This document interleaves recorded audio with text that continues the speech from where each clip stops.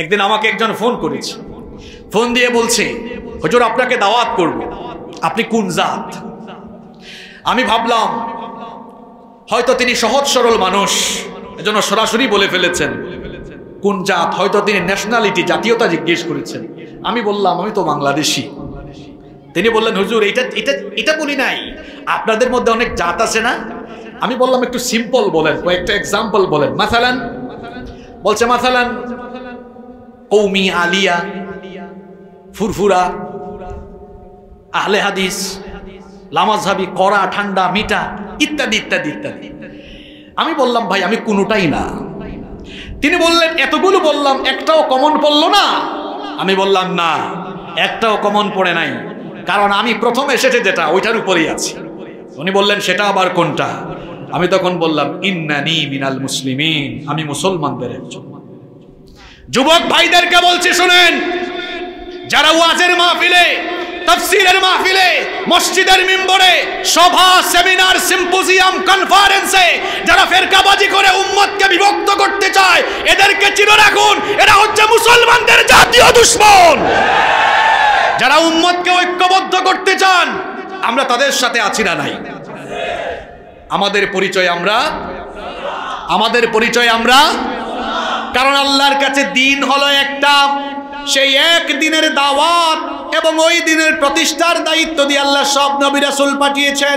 এজন্য আল্লাহ বলেছেন শারা'a লাকুম মিনাদ-দীনি মা ওয়াসসা বিহি নূহান ওয়াল্লাযী আওহাইনা ইলাইকা ওয়া মা ওয়াসাইনা বিহি ইব্রাহীমা ওয়া মূসা ওয়া ঈসা আন আকিমুদ الدين ولا تتفرقوا فيه।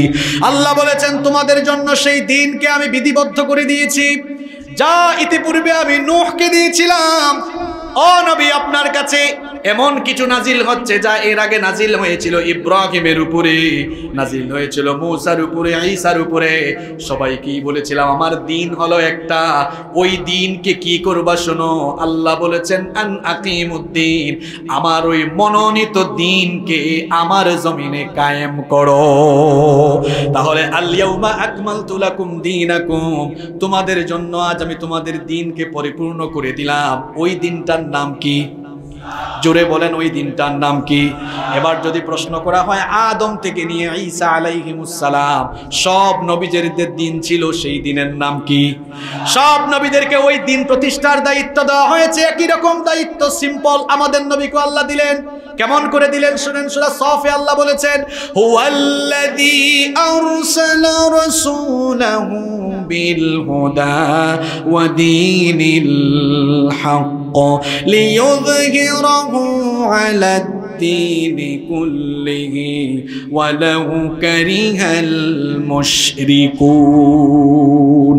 তিনি হচ্ছেন সেই সত্তা যিনি তার হাবিবকে হেদায়াত এবং দ্বীন হক সহকারে দুনিয়াতে পাঠিয়েছেন, যাতে করে সকল পথ আর মতকে কবর দিয়ে তিনি যেন আল্লাহর জমিনে আল্লাহর দ্বীনকে প্রতিষ্ঠা করতে পারেন। সুবহানাল্লাহ।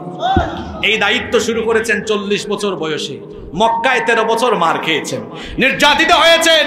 নবীজির রক্তমাখা ইসলাম এই দিনের দাওয়াত দিতে গিয়ে সাফা পাহাড়ে আমার নবীর পবিত্র জিসিম মুবারক থেকে রক্ত ঝরেছে। আবু লাহাব আমার নবীজির মাথা মুবারক ফাটিয়েছে। আমার নবী এই দিন প্রতিষ্ঠার দাওয়াত দিতে গিয়ে তায়েফে নির্যাতিত হয়েছেন। উহুদে দান্দান মুবারক শহীদ হয়েছে। নবীজির সাহাবীরা শাহাদাতের নজরানা পেশ করেছেন। 23 বছর ধরে রক্তমাখা দিনের দাওয়াত দিয়েছেন। আল্লাহর দিন ইসলাম এমনি এমনি দুনিয়ায় আসে নাই, এমনি এমনি প্রতিষ্ঠা হয় নাই। নবীজি এবং সাহাবীদের রক্তের উপর দিয়ে ইসলাম প্রতিষ্ঠা হয়েছে, ঠিক কি না? 23 বছর দাওয়াত দিলেন। সাহাবীদেরকে জিজ্ঞেস করলেন দাওয়াতের আমানত, রিসালাতের আমানত পৌঁছিয়েছি তো? তারা বললেন আদাইতাল আমানা, রিসালাতের আমানত যথাযথভাবে পৌঁছে দিয়েছেন। আল্লাহু আকবার।